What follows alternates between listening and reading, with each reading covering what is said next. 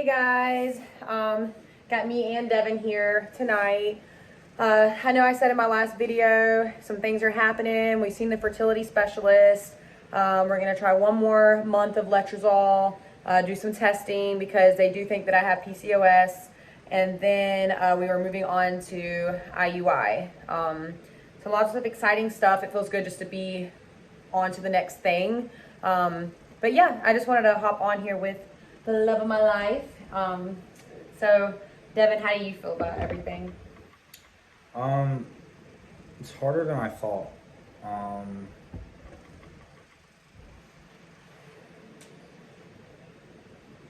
It hasn't been easy. I guess seeing your wife. This one of those things you grow up and you just kind of expect. And you know people don't.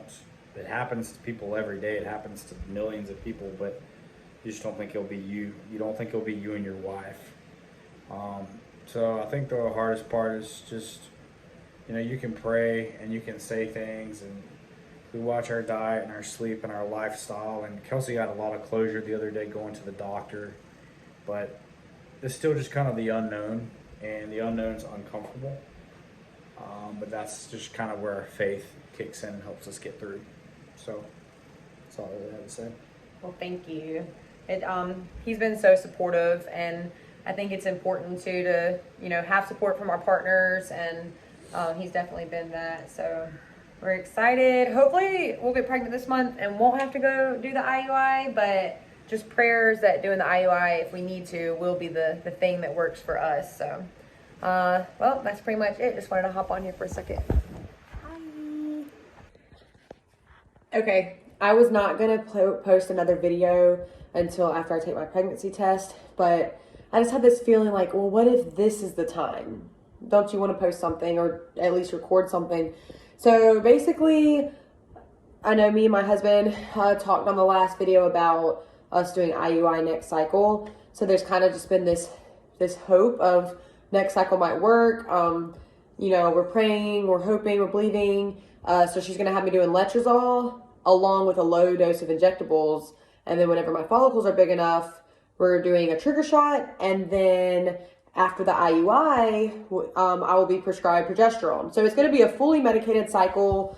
But the cycle I'm in right now is letrozole cycle 4. So I just took letrozole, and I'm 2 days past ovulation. And I don't know, something inside me was like, well, don't give up on this cycle, thinking it definitely won't happen because it hasn't happened yet.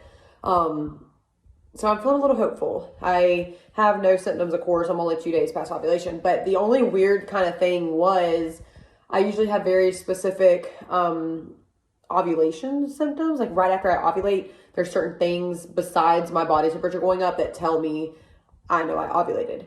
Well, I had the body temperature rise, but I haven't had the other symptoms. And I was telling Devin, I was like, well, this is weird. I know I ovulated, but I'm not having these certain things that happen that, 1 to 3 days after ovulation. And he was like, well, maybe that's a good thing. And I was like, maybe it is, which I know, there's no like symptoms that can be noticed this early, but I was like, maybe the lack of that. Either way, just something that kind of made me hopeful. So I am going to take a pregnancy test on Mother's Day just because it's 9 days past ovulation, which I know is really early, but I was like, how cool would that be? But yeah, that's basically it. This is month 12 of trying. So that's kind of when everyone says, or Google says, oh, if you try for a year and you're not pregnant, then you're considered infertile, or, So this landmark kind of hurts, but I still feel really excited. Another little bit of fear that crept in was, okay, you've been waiting to go to the fertility doctor, and all these months that it hasn't happened, like I haven't been pregnant, I've always thought, well, I know I can go get help. And then now it's kind of like, all right, so you've been on letrozole for 4 months. That was help that didn't work. Your IUI is next month. If that doesn't work, then what, Kelsey? So I'm dealing with that fear of what's next. It's hard to be still and know and just trust in the Lord. Some days are better than others. The only other thing that, and I know I'm talking really fast, sorry. The only other thing that's kind of been on my mind is I can't lie and say it doesn't hurt when people make comments or when people that are trying to help say things like, oh, it's because you're trying too hard or you're thinking about it too much. If you just stop wanting it so bad, it'll happen.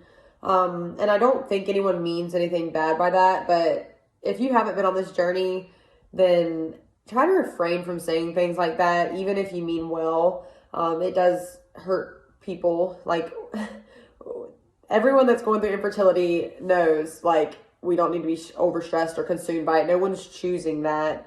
And some days are better than others for me, but lately that's been bothering me a lot. I do realize that I'm the one that shares my story with people, so I put myself in that vulnerable spot to, get all advice.